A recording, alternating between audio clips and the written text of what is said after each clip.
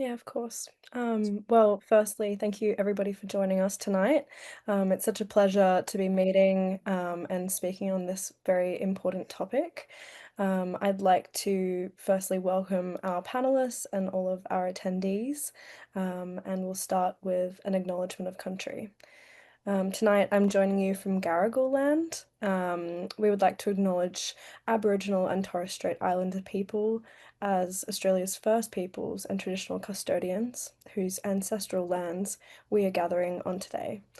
We recognise and honour their continuing connection to country, water, kin, and community, and we pay our respects to elders past, present, and emerging. We extend that respect to any Aboriginal and Torres Strait Islander people joining us today. And I also invite each of you to share your name and the land you're joining in from the chat as we join together for this webinar. And I'll start off with a quick housekeeping. If you have any questions, please pop them in the chat and we'll do our best to address them. And the session will be recorded and sent to you via email in the next 24 hours. So feel free to pass it on to anybody in your community who might also take value. Before we dive in, I'll do a quick introduction to our lovely panelists. We have Sally joining us, who is from Amazon Web Services. Sally has over 15 years experience across K-12 education, from the classroom to leading statewide programs. She's been supporting teachers, schools, and systems for a long time, and she has a lot to add to this conversation. We also have Andrew Smith, who is the CEO of Education Services Australia, the national edtech powerhouse working behind the scenes to shape the digital learning infrastructure that helps classrooms across the country. And we've got Nikki Bonus, CEO and founder of Life Skills Go. Nikki's been working in the social emotional learning space for about 20 years, and she's helped lots of educators and teachers and students in emotional literacy, emotional awareness, and yes, and I'll just pop it over to our panelists. I'll pop you on the spot for a second, and I'll pop this over to Andrew. I'd love to know what drew you into working in this space, why student wellbeing in particular is important to you through the lens of data and access, and just anything that you're particularly passionate about in this space.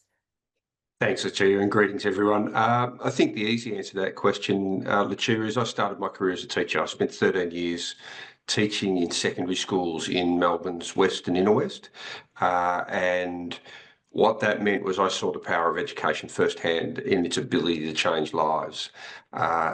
We had a population of students that, for many of whom, if they went to university or further study, it was their first time, first in family to achieve that level of education.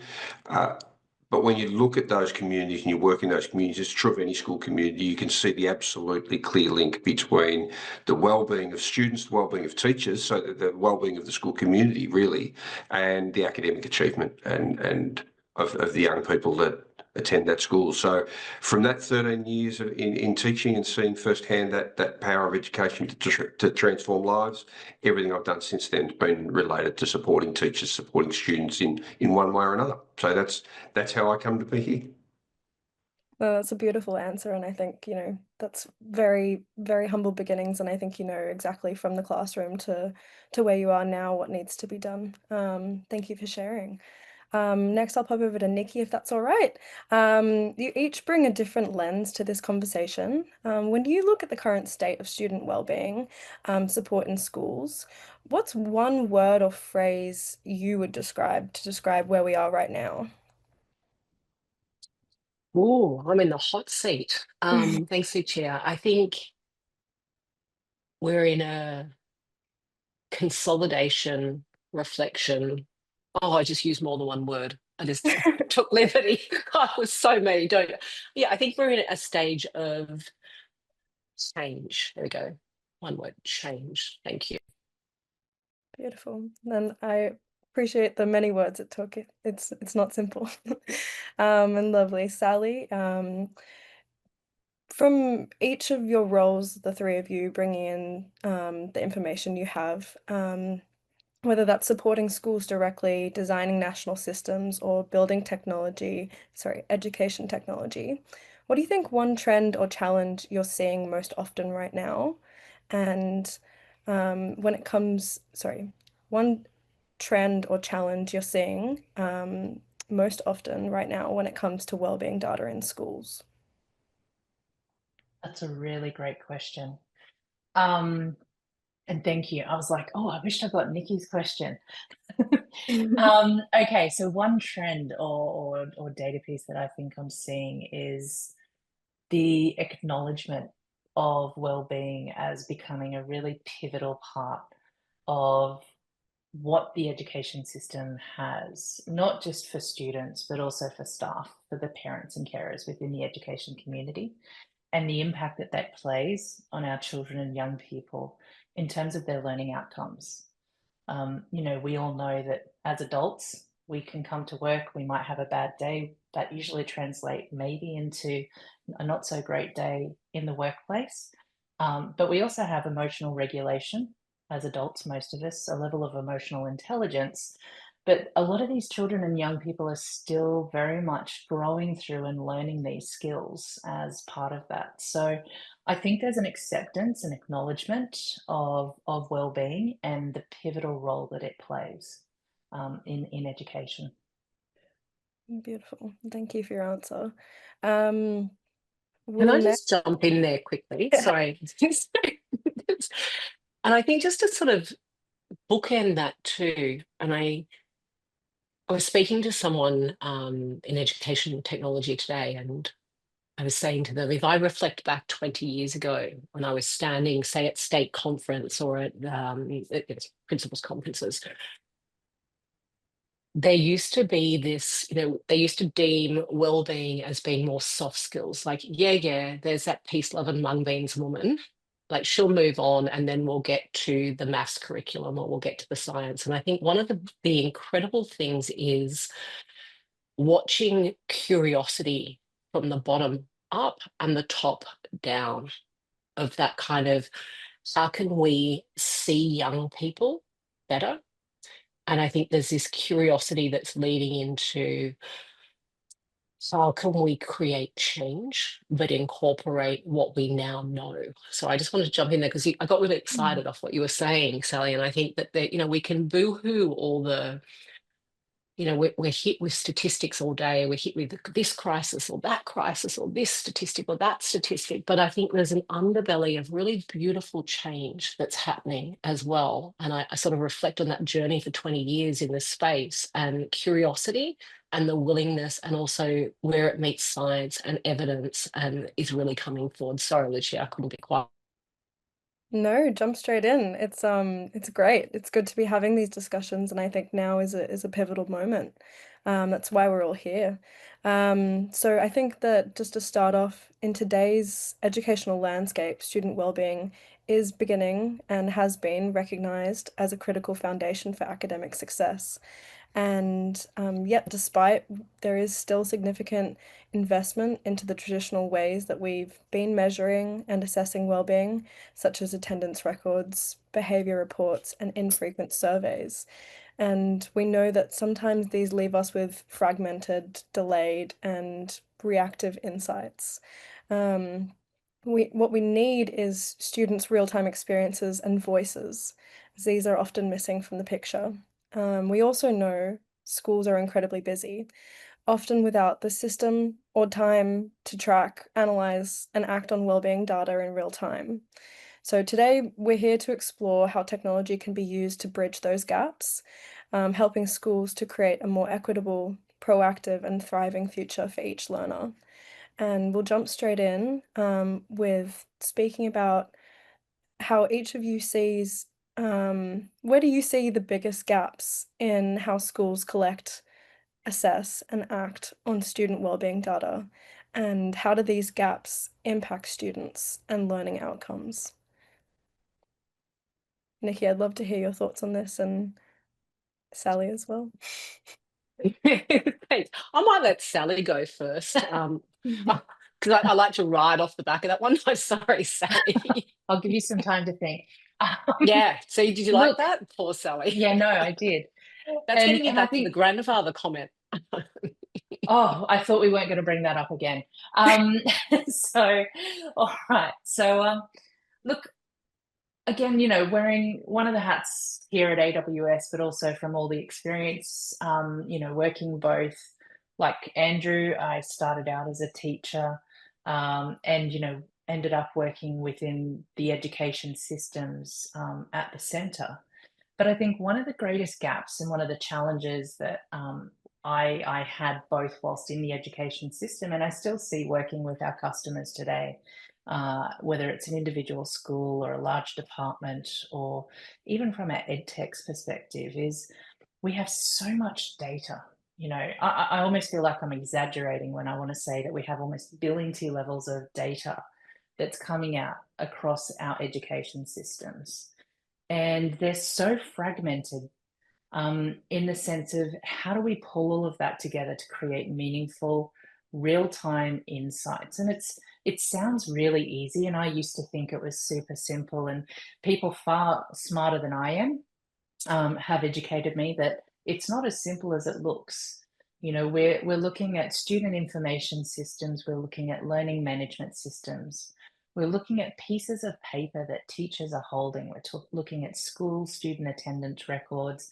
All bits of data reside in so many different fragmented parts of the ecosystem. And I think that level of accessibility, when you're a classroom teacher in real time, trying to pull all of that together, you will often resort to not being able to pull that necessarily from a digital technology system, but you're using your senses as a teacher to pulse check where your students are at. And I don't think we can ever take away from the role of the teacher in the classroom today and how well they know their students. And I think that's something that I really want to hone in on while I work for, a really large big tech company. The work that we do is very much about how do we support and enable teachers and school leaders in the work that they do. So I think that's one area, is that data fragmentation.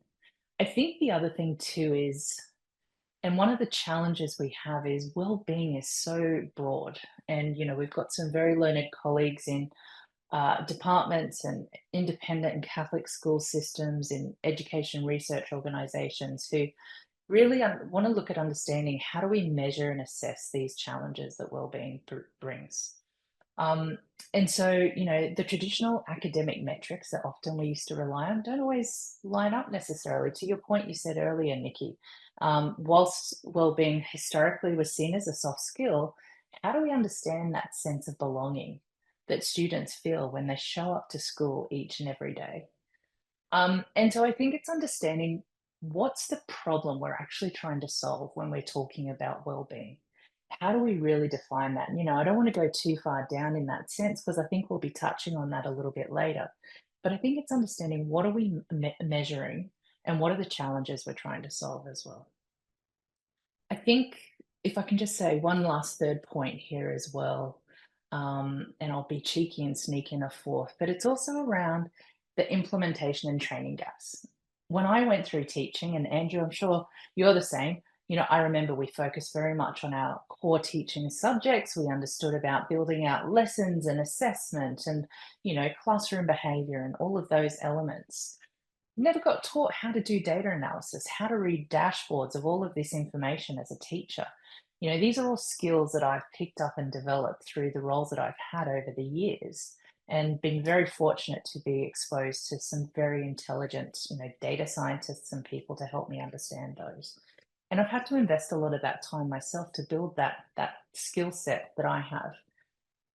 I look at teachers and the workload that they have today. I look at parents and carers. How do they consume the level of data, the large volumes, and ingest that and make meaning out of that? And I think, that last fourth point, and thank you for indulging me, is really around the parents and carers, that family engagement and communication.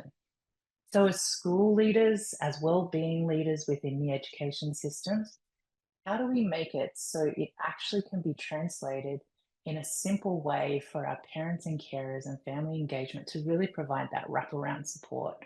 We're here as a village. It takes more than just a teacher, more than just a school principal or so forth, or more than just a parent. We're here as a village, supporting all of these children and young people through their education journey. So by the time they're leaving those school gates, we know that we've got well-rounded people who are going to actually become amazing citizens in the future. And so I'm going to pause there, and I'm going to let you tack on, Nikki, because I'm sure you've got a lot there to add on to that. Thanks, Sally. I think, what I've noticed is quite a lot's bubbling up, but I think I'm probably going to pass to Andrew, because I think there's probably, like, just bookending what you've just said. I might just let Andrew, because you've been able to see it sort of from the top looking down as well as the bottom starting from a teacher, and I might come in from a school perspective. Sorry, Andrew, I'm being quite rude. No, that's okay, Nikki. I think there's building a couple of things that Sally was saying there. I think one of the things that we've got to remember is where the unit of change is, because I think we've grappled for quite a while now at sort of national and system level to look at the question of definitions. How do we define wellbeing so that we can measure it? And that's valuable and useful work, and will depend on a whole range of factors as to where different systems will land in terms of definitions. And each system does collect this sort of data, trying to find where the connection is between the data points, because of definitions can be quite difficult at that national level. But my point about the unit of change is the classroom. The unit of change is at the school. And so it's really important that more important that we think about what does wellbeing mean in our context as a school? How do we think about wellbeing? How do we think about the data that we might want to collect or be able to access? And that sort of comes to the next point Sally was making in terms of the data fragmentation, is we can often get caught up in education about what's merely interesting as opposed to what really matters. And more data is not necessarily a better outcome sometimes. And I think this is a great example in this space around wellbeing. So we've got to be careful to ensure that we're collecting and focusing on what matters as opposed to what's merely interesting. And this is where technology can then come in, because Sally's point about teachers and teacher observation and the expertise of teachers, we absolutely should be amplifying that. And one way we can amplify it is to use technology to take away some of the work that doesn't require the expertise that comes with the deep knowledge and rich experience of teachers. So how do we collect the data, use technology to collect the data? How do we use it to integrate different data sets? How do we use it to synthesize that data into meaningful information that is useful to a teacher and that they can put alongside their own knowledge of a young person, their knowledge of their craft.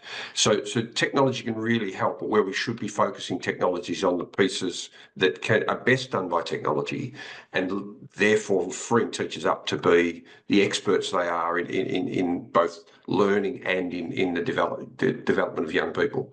So there's quite a bit there around data, but it starts with getting some clear definitions and deciding where we think the unit of change is, and being in agreement at that level about what matters in our context.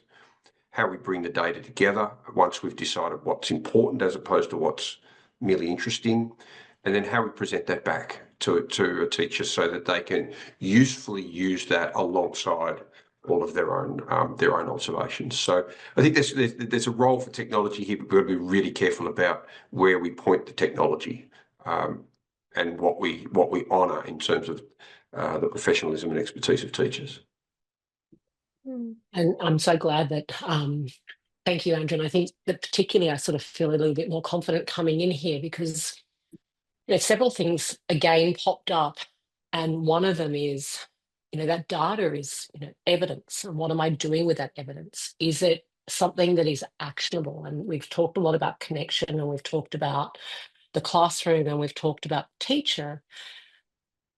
But again, how do I create a learning environment, or how do I know what's happening for my young people? I think there's, the work, and I'm very much with both of you, that, technology has a wonderful, wonderful place. But what I have seen is, and I think you alluded to it, you actually stated this, sorry, Sally, the amount of data that is available, is it actionable? Is it meaningful? Can I do something with it? And is it timely?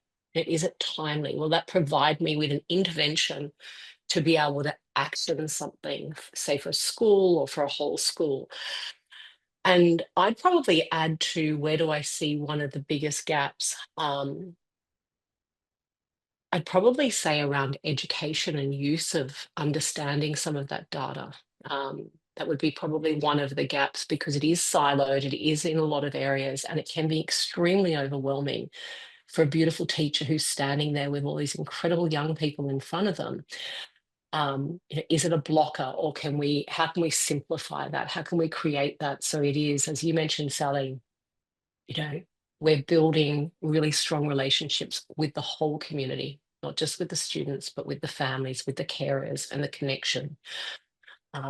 Thank you. Thank you. On that, right, the checks, I think that point about community becomes really important too. So, and I know we're really focused here on student wellbeing, and that's critical and vital. But when we think about all of the community impacts and the societal impacts, and the question of societal wellbeing that surrounds the school, surrounds the young people within the school, and quite frankly surrounds the teachers and the school leaders, because I'm sure we'll come to it, but the student wellbeing piece is really influenced by the wellbeing of the school community itself, and how are our teachers doing, how are our school leaders doing, and there's some pretty scary stats around some of that. So we've also got to be a little bit careful not to think that this is a challenge that can be met solely within the classroom or within the four walls of the school, because some of those influences are pervasive and beyond the ability of the school to control. If we think about some of the impacts of social media and what's driving those impacts, the way those technologies are designed, what they're designed to do, and how they're drawing young people into some pretty scary places, and then using their algorithms to draw them in deeper. So without wanting to sort of move away from the conversation, which is about student wellbeing and the role of schools and school leaders and teachers, we've got to be realistic also about the environment in which the schools and the staff are operating. No, I'm so sorry. I'm going to jump back in. I'm so sorry, Lucia, but I think this is a really important, everything about schools is about relationships. It's about relationships. The school can't exist without relationships.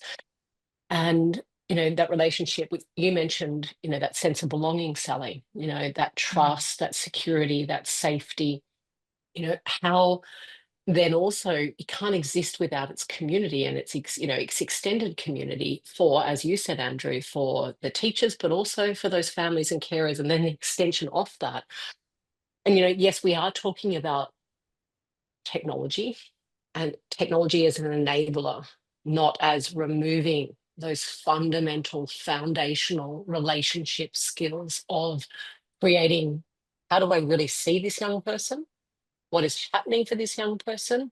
What does this young person need? What does this school need? What does this family need? And how do we build strong, trusting relationships with our family community so we can work together? And sorry, I get a bit passionate, because I think we can't point at the school and we can't point at the family. It's a we. It's a big we, and it's a big community. And I think technology can play a brilliant role in some aspects of that, because our teachers can't collect everything, they can't analyze everything, they can't know everything, and neither can our schools. Sorry, Lucia, but I just think that family connection, and to your point, Andrew,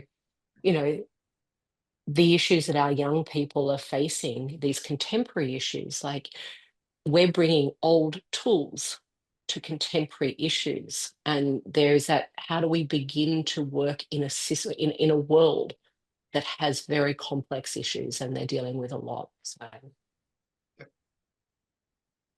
yeah, that was all. I think you're all sharing very similar sentiments in terms of ensuring that we have meaningful data, and that we can get a lot of data, but I'd like to transition to how each of you think that schools can practically establish a meaningful well-being baseline, and what kind of strategies you think that might help make this process manageable rather than overwhelming for the whole school community and also on a teacher level basis? I think I'll jump in there and often I will talk to school principals and others, and this is a marathon. This isn't a sprint, and I'm sure we've all heard that. But if I use the analogy of training for a marathon, you just don't get up one morning and go out and run, a 10, 20K marathon. You have to get up, you've got to train, you've got to learn how to pace, learn how to listen to your body. You're building that stamina. And the biggest challenge for any marathon runner, and yes, it's been a little while since I've done a marathon, but the biggest challenge you've got, it's that inner conversation. Are you doing the right thing, and do you go here? And I think when we go back to school leaders who are working often with their staff and their school community to build this out, one of the things I would really say is to Andrew, to that point that you raised earlier, in your school community, in the context of your school community, what is well-being? What does that look like? And that's going to be very different for a school in far north Queensland over to the far west coast of WA, to schools in Metro Sydney and Melbourne. And again, to the point that you raised earlier around some of the challenges we're seeing impacting communities around how technology and social media plays, but we're seeing things like droughts and flooding that's causing overwhelming impacts in the well-being across the whole community. So what does well-being look like, and defining that? So I think it's being realistic there and understanding what that looks like. It's also, as I said, it's a marathon. So you take this piece by piece. You start small. Where do you want to focus? What's the most critical thing? It may not be where you actually start. It might be, how do you build up towards that critical aspect? So as a school community, what do you agree on what that looks like? That then helps you define how you build out your wellbeing baseline data. Where is your community at today? Where do you want to be? Where do you want it to be at in 4 weeks' time? Give yourself a realistic time frame versus where do you want it to be by the end of the school term, end of school semester, end of the school year. So I'm giving very generic advice here and not very technology driven advice. But I think what I'd love to do is lean in here to Andrew and Nikki and sort of hear what they've got to say as we build on each other.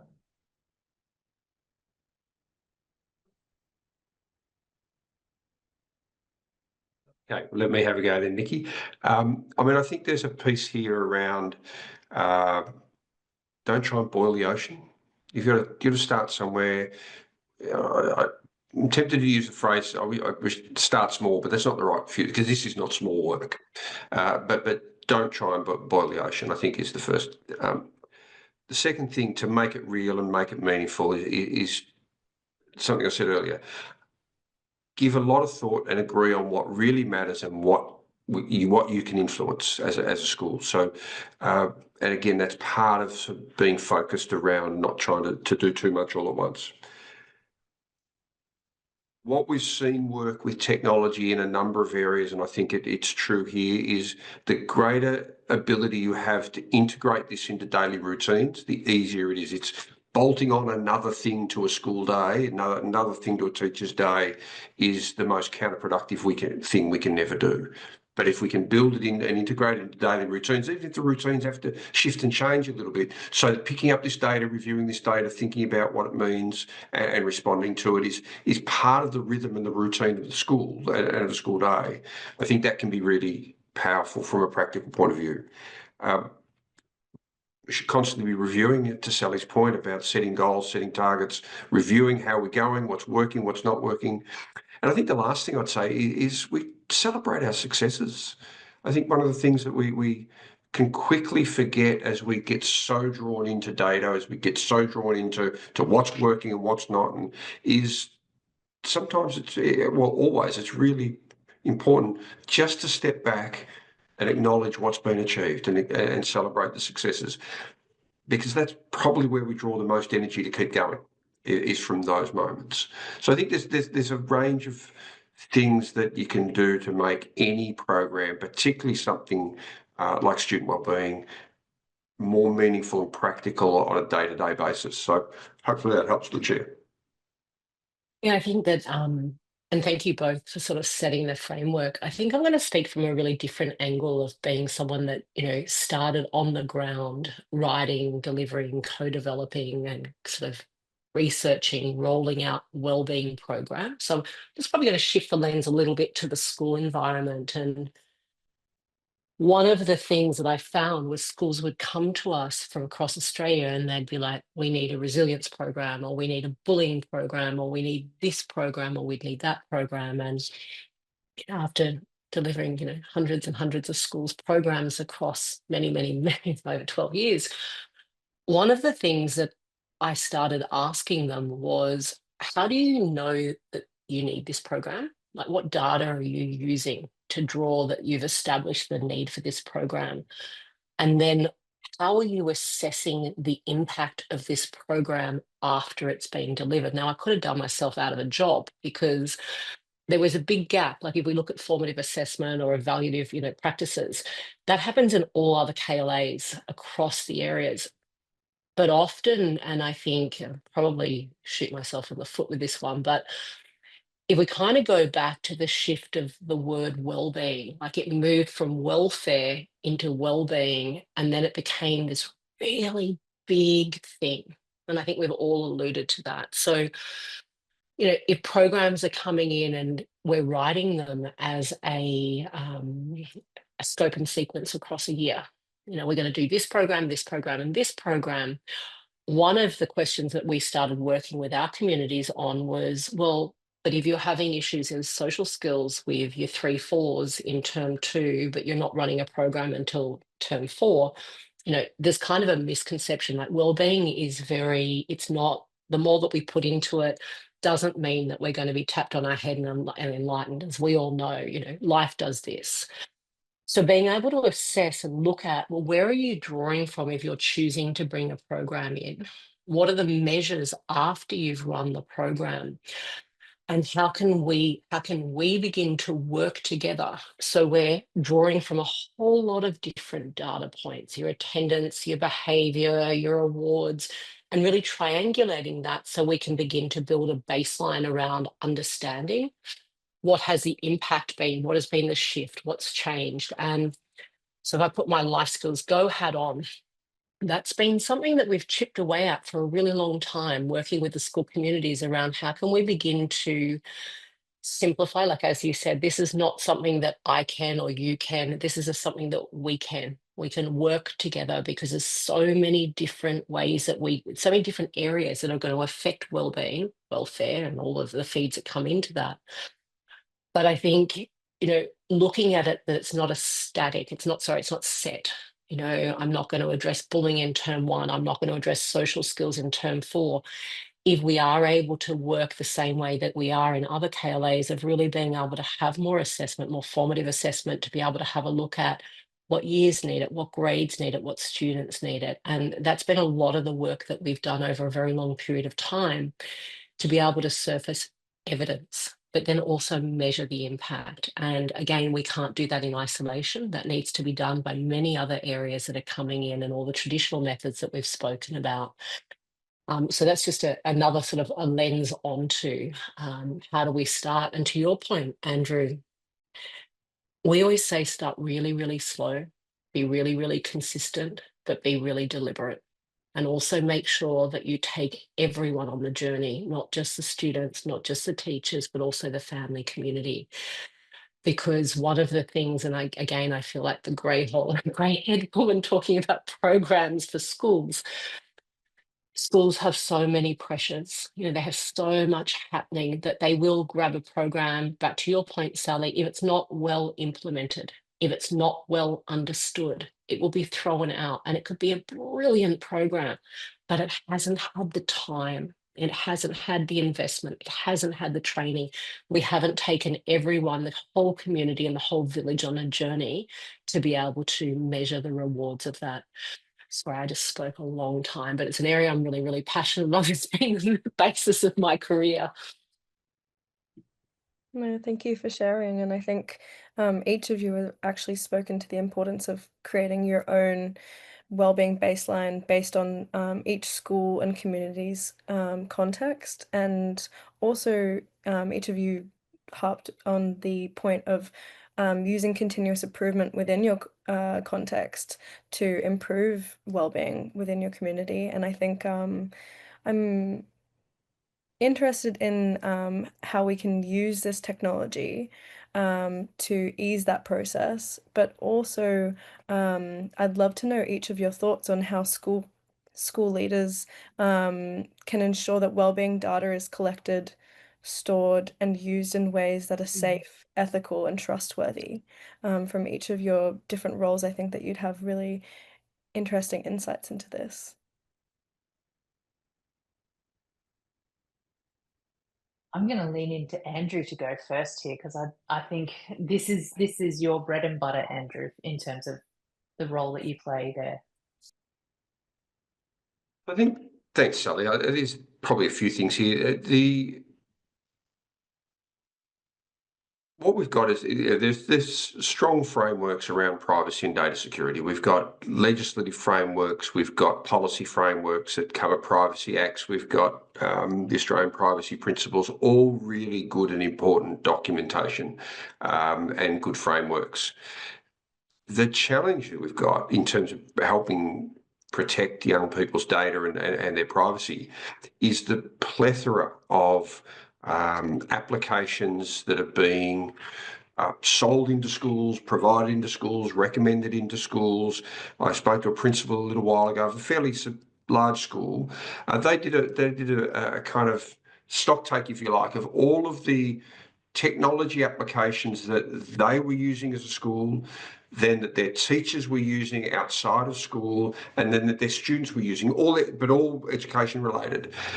They got to 2,246 different technology programs that were being used in a school somewhere. So how do you then expect a school leader or a teacher to know the terms and conditions of each of those and whether the data is being held in Australia, whether they're compliant with?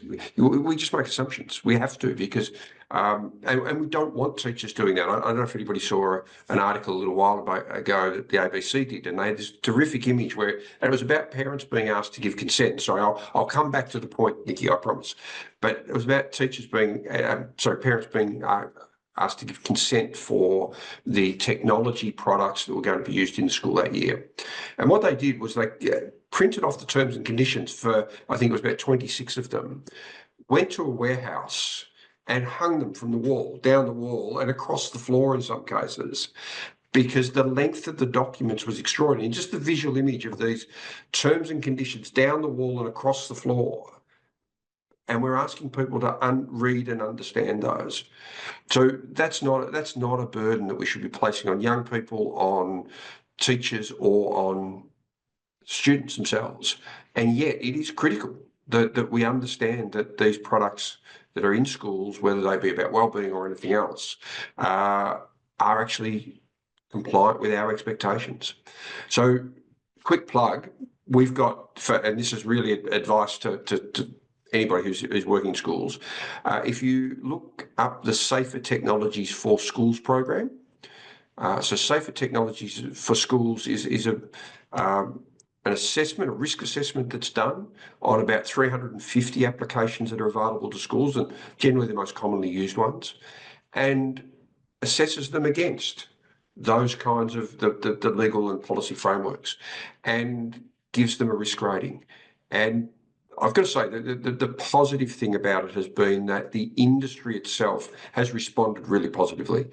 Generally, applications and software developers want to be safe and want to be secure, but they don't necessarily themselves fully, completely understand the requirements. So Safe Technology for Schools is a mechanism for being able to risk assess these programs so that teachers, students, school leaders don't have to carry that burden. So it's really critical that we keep young people safe online. One of the ways we can do that is to take the burden away of having to look at whether products are following our expectations, meeting our expectations. that's not to abrogate the responsibility from all of us to understand at a level enough to keep ourselves safe online. But nevertheless, we can do a lot to help take some of that burden, because it's incumbent upon us all. These are minors; their data is precious to them, and precious to us as a community. So we've got a really significant responsibility in that space. I think that's I a think really when interesting one. Oh, sorry, Sally. no, you go, Nikki. Um, Yeah. I think that that education around safer technologies for schools, I think people having that understanding around what that is and the assurance that it has gone through, rigor, and it's gone through assessment. And I think that I know that we as an organization feel safer, going through that assessment process. And it's I don't think anyone who's developing technology ever wants to do the wrong thing. I think there's an awareness around, we've got young people's data here. Um, but I suppose my question to you, Andrew, is, you know, do you feel that the education community, say the school communities, are really aware of what ST4S is and the incredible work that is done? I suppose there is so much, and being someone who's gone through it, it's not just an assessment criteria of a tick boxing. They go through every terms and conditions. They go through every word. They go through every bit of your applications, every plugin. We've just done ours again, so I can tell you all about it. But they're so rigorous in the way that they go through it, while also making recommendations as well along the way. And I think that the team there has done a phenomenal job of ensuring that there is a framework of safety for the education, for our education community. And the simple answer to your question, Nikki, is no. It's not Mm, well enough known. It's not well enough used at this stage, and that's our challenge. And that's on us to get that message out there, and to help people understand the obligations they have. So we would love to see more schools more aware, and more schools using it to help inform their purchasing decisions, or in terms of what they might bring into the school community or classroom. And we're working really hard on that. But we really value that yourselves, Life Skills Go, have been through this process.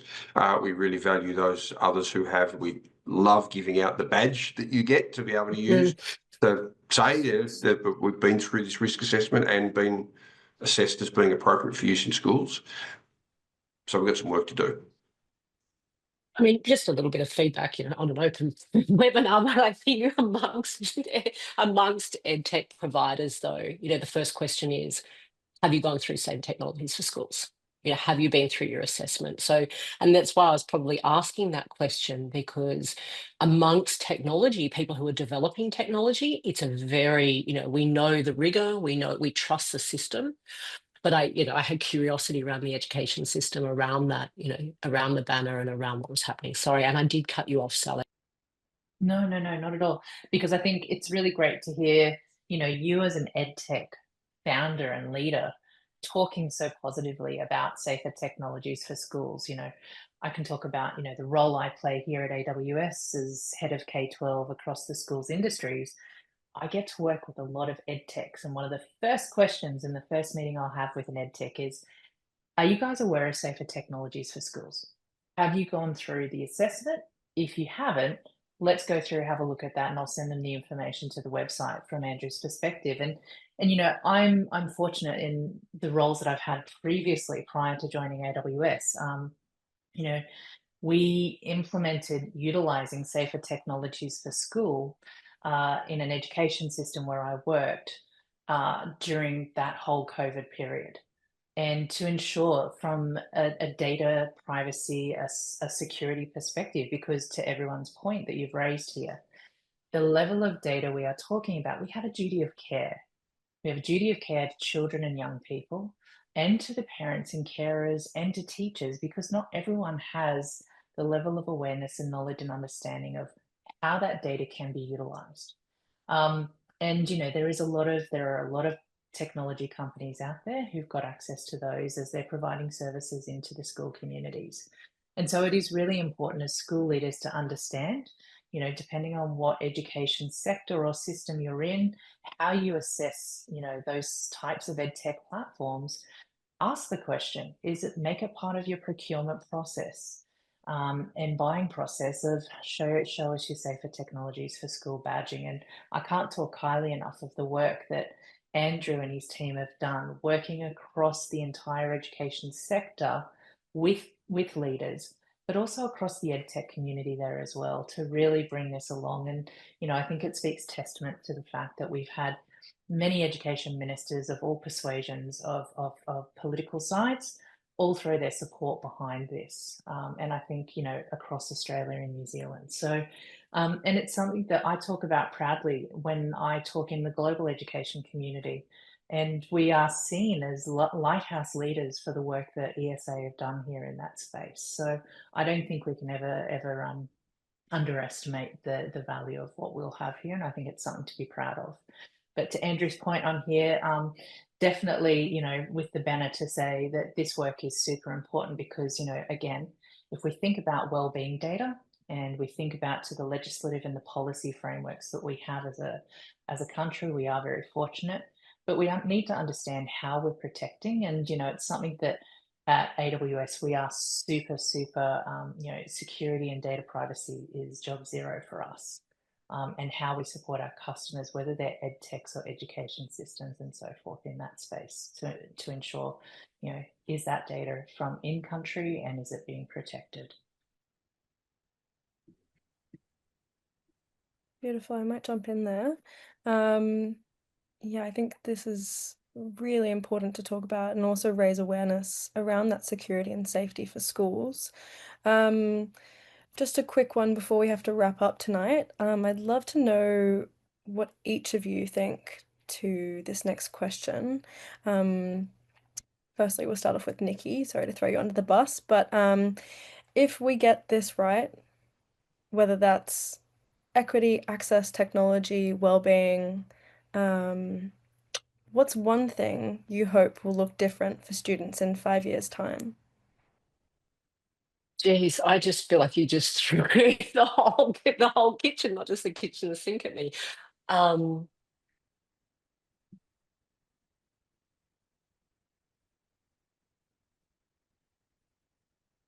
My hope would be that we see thriving young people who are emotionally intelligent, they're empathetic, they're connected, and they're ready, they're prepared for life, and they're thriving in all areas of their life. Beautiful. Thank you for sharing, Nikki. Andrew, if you don't mind saying what you think your one thing you hope will look different for students in 5 years' time, and that could be students, educators, whole school community, whatever that might be. Thanks, Chair. I think that what I would hope for is that in every school in Australia, the mission of the school, the culture of the school values and prioritises student wellbeing as much as it does academic achievement, that they are on an even playing field, the two of those, because they go hand in hand. We know that from the data. So if every school's mission, strategies, focus was equally on student wellbeing as it is on academic outcomes and achievement, I think that would be a wonderful outcome for our young people. Thank you for your answer, Andrew. I very much agree. Sally, what do you think? One What's thing you left? Yeah. Look, and I think, you know, tying in and on the back of what both Nikki and Andrew have shared, it is that entire aspect of the school community. You know, that this is something, change isn't easy, and we all know that. But if we do that as a whole school community, and, you know, to Andrew's point, we have wellbeing and academics hand in hand, side by side, that we do end up with really resilient, well-equipped young individuals who are entering into society, and we will end up with a much, much better, deeper, richer community here in Australia in the future. So that's what I hope for. Beautiful. Thank you for sharing. I suppose I'll just pop this out. Nikki, in one sentence, what's the single most important piece of advice you would give to school leaders leaving today's session? Oh, can't throw to anyone else because you've asked it to me, so I can't buy myself any time here.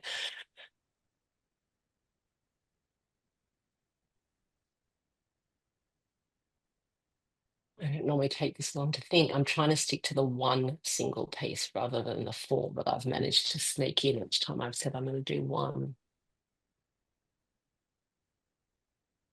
Whenever I'm speaking to school communities or networks is to remember that, we don't need to do everything today. We don't need to do everything today. Wellbeing is slow. We're not going to see, dramatic shifts and changes. It's embedding culture. It's ensuring that we are working, that you are working, or we are working towards, very much on what Andrew said, every school will be different. But to that unique community, making sure that slowly, every day, consistently working towards the goals or, aligning to what they're doing. And at times it can feel disheartening. Like I've watched communities over long periods of time because life happens, things happen, world events happen. But if we keep plowing the fields of that foundational, well-being and that sense of belonging and going back to community and ensuring that understanding of if we get well-being right, everything else will fall into place. I think that was one thing. I'm going to be quiet now. I'm sorry, I tried for one, I didn't. No, you did a great job, and I think you summarized very well. I think we'll wrap it up there as we're running low on time. And I just want to thank all those who attended live, and thank you to our panelists for the insights and somewhat honesty and vulnerability you brought to this conversation. This can be a really, really important conversation to be having about bridging those gaps in technology. And yeah, I thank you both for sharing your insights and your expertise. Just for anybody who's attending, we do have a survey link in the chat. This helps us to just gain your feedback on tonight's session and also give us a little bit of feedback on what you might want to see in the future. This really helps us to improve, continuously improve our webinars, and we'd love to hear your feedback. We also have more events coming up in National Check-in Week on a range of topics on resilience and regulation, and a whole bunch of different aspects, as well as resources for wellbeing for families and schools. So if you'd like to explore that, that's in the chat as well. And yeah, one final thank you to our panelists. Thank you so much, and I hope everybody has a really good night. Thank you so Thanks, much, for the Lucia. opportunity. Thank you, everyone. Thank you for such a beautiful evening. Take care.